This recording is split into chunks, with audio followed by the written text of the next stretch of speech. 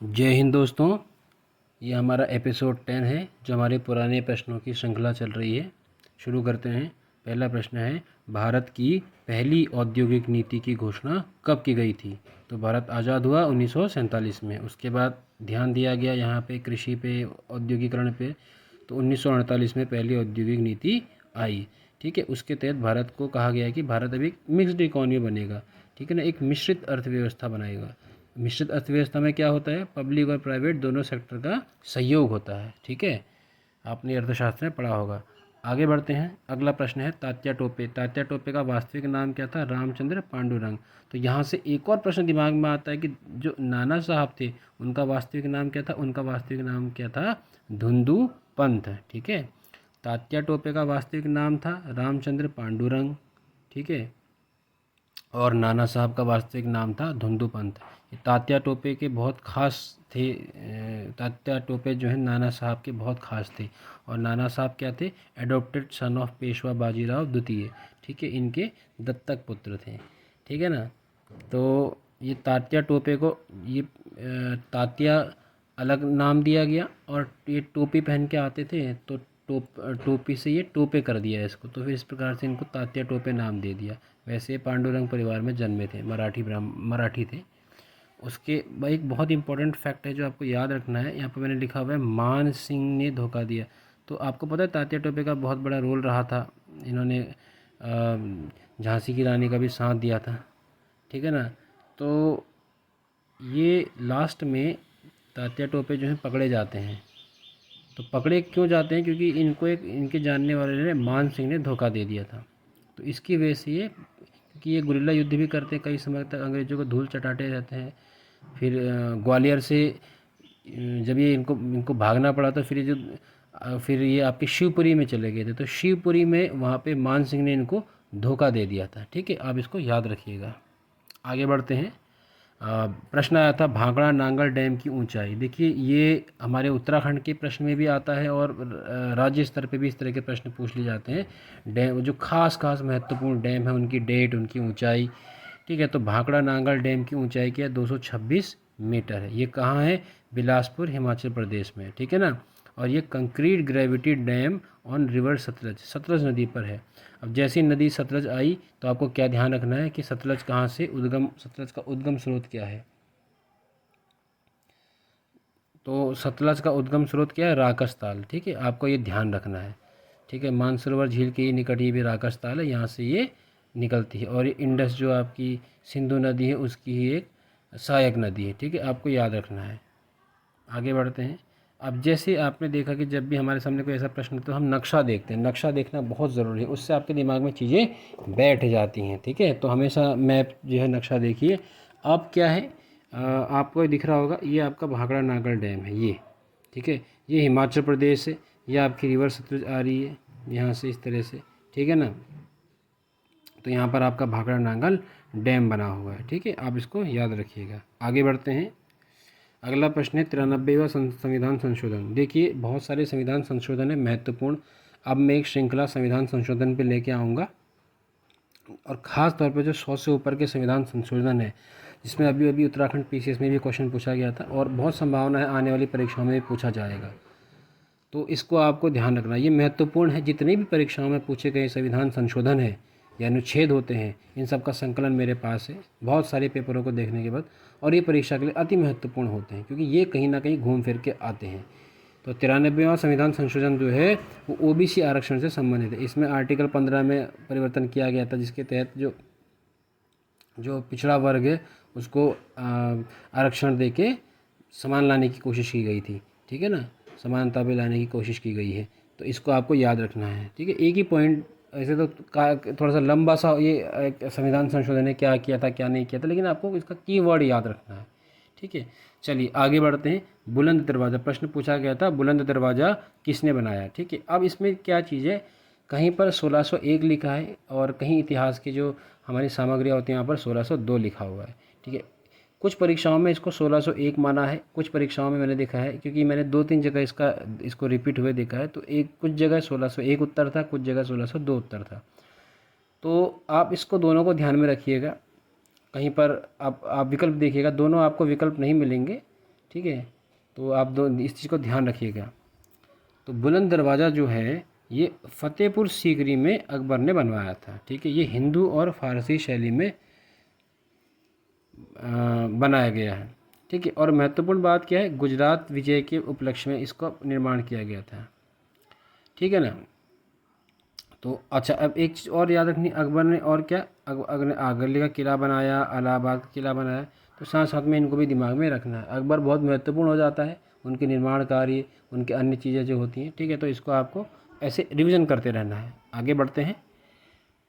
बुला चौधरी एक बहुत महत्वपूर्ण नाम है। बुला चौधरी क्यों है, ये परीक्षा में पूछा जा चुका है। ये अर्जुन अवॉर्डी हैं। क्यों है, क्योंकि इन्होंने 2 बार इंग्लिश चैनल को पार किया है। ये ऐसी प्रथम एशियाई महिला है जिन्होंने तैर के अंग्रेजी चैनल को पार किया था। अब आपको एक चीज़ को याद करना है, सबसे पहला भारतीय कौन था जिन्होंने इंग्लिश चैनल को पार किया था, याद करिए। क्या मिहिर सेन था? ये आप मुझे कमेंट में बताइएगा। आपको रिवीजन करते रहना ना, तो चीज़ें जहाँ से जो चीज़ लिंक होती है उसको उतनी शाखाओं में आपको बांट देना है। ठीक है, तो बहुत अच्छा रिवीजन होता है, मनन करना बहुत ज़रूरी है। अब आगे बढ़ते हैं। अच्छा, एक और रिकॉर्ड इनके नाम है, 7 समुद्रों और 5 महाद्वीप के जल डमरू मध्य को इन्होंने पार किया। जल डमरू मध्य आपको पता ही होगा, समुद्र के बीच में पट्टी होती है जोड़ने वाली। तो ये 7 समुद्रों और 5 जो माफ़ कीजिएगा, जो पतला सा एक रास्ता होता है समुद्र के बीच में, वो तो 7 समुद्रों और 5 महाद्वीपों को इन्होंने पार किया। 5 महाद्वीपों के जल डमरू मध्य को इन्होंने पार करके रिकॉर्ड बनाया है। तो ये कीर्तिमान इनके नाम है, और इनको जल परी के नाम से भी जाना जाता है। आगे बढ़ते हैं। देखिए, ये नक्शे में आ गया आपका, ये आपका इंग्लिश चैनल आ गया। ठीक है ना, ये आपका इंग्लिश चैनल आ गया, ये आपका इंग्लैंड हो गया, यूके, और ये आपका फ्रांस हो गया इसके बेस में। तो इन्होंने इसको पार किया हुआ है। ठीक है ना, ये बहुत महत्वपूर्ण है। अगला प्रश्न परीक्षा में पूछा गया, ये 2-3 परीक्षाओं में ये भी आ चुका है। स्वेज नहर, जो स्वेज कैनाल है, वो कब खोली गई थी? तो ये औपचारिक तौर पे 17 नवंबर 1869 को 1869 को खोली गई थी, 1869 को। और मिस्र देश का यहाँ पर नियंत्रण है, क्योंकि वहीं से गुजरती है ये। ठीक है ना, तो अब इसको नक्शे में भी देख लेते हैं। ये है आपका स्वेज कैनाल, जा रही है आपकी पतली सी स्वेज कैनाल।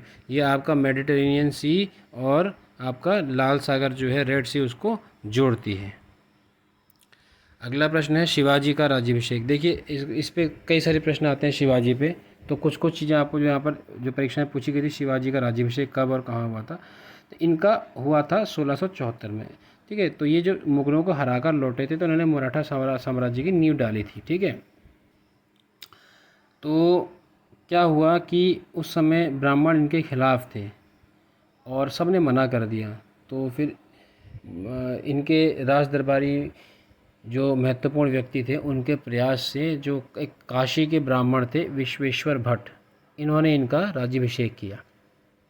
कब किया था? ये किया था 6 जून 1974 को। ये आपको याद रखना है। कहाँ किया था?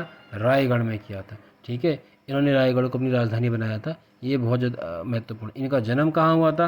पुणे के शिवनेरी में इनका जन्म हुआ था। ठीक है ना, किला था वहाँ पर। ठीक है, राजधानी बनाई थी रायगढ़ को, राज्याभिषेक भी वहीं हुआ था। अच्छा, एक और प्रश्न है, इनका एक और बार राज्याभिषेक हुआ। क्या हुआ कि इस राज्याभिषेक, जब इनका रायगढ़ में राज्याभिषेक हुआ, तो उसके बाद इनकी माताजी का देहांत हो गया था। तो इन्होंने फिर पुनः अपना राज्याभिषेक किया दूसरी बार, और 4 अक्टूबर 1674 को ये राज्याभिषेक करके दोबारा गद्दी पर बैठे। ठीक है, तो आपके तथ्य याद रखने हैं।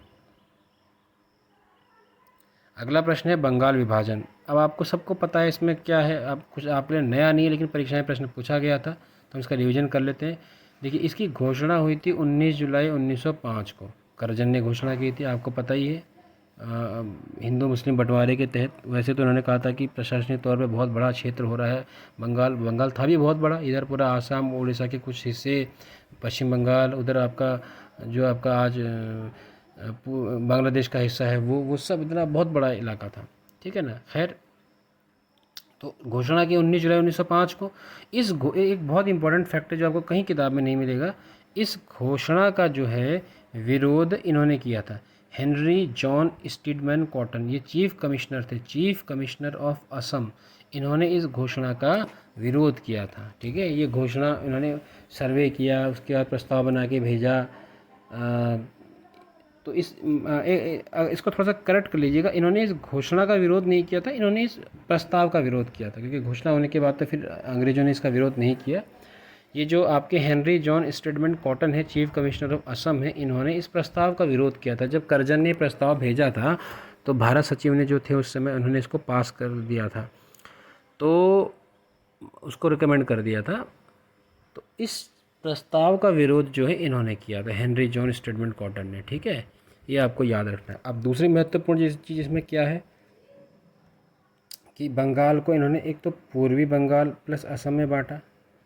ठीक है, जो आपका पूरी बंगाल प्लस असम हो गया, और आपका जो बाकी बचा हुआ बंगाल का हिस्सा हो गया। ठीक है ना, इसको अभी हम नक्शे में भी देखते हैं। देखिए ये है, ये आपका पूरी बंगाल हो गया ये वाला हिस्सा, और ये आपका शेष बंगाल का हिस्सा हो गया। तो पूरी बंगाल और असम ये वाला हिस्सा हो गया, और आपका शेष बंगाल हो गया। इन्होंने इसको इस तरह से 2 हिस्सों में बांट दिया। ठीक है, आगे बढ़ते हैं। हमारे पास अगला प्रश्न है, और हमारा आज का अंतिम प्रश्न भी होगा। माना हिमालय की बेटी, ये पुस्तक का नाम है, माना हिमालय की बेटी। ये माना वो एक पात्र है। इस पुस्तक का लेखिका कौन है? राधा भट्ट। ठीक है, जिस प्रकार महात्मा गांधी ने माई एक्सपेरिमेंट विथ ट्रुथ लिखी है, कहते हैं कि उसी तरह से प्रेरित होकर इन्होंने किताब लिखी है, माना हिमालय की बेटी, राधा भट्ट ने। ठीक है, आप इसको याद रखिएगा। तो हमारी ये श्रृंखला जो है आज की यहीं पे समाप्त होती है। एपिसोड हमारा 10 है। ठीक है, आप इसको अच्छे से रिवीजन कीजिए। जय हिंद।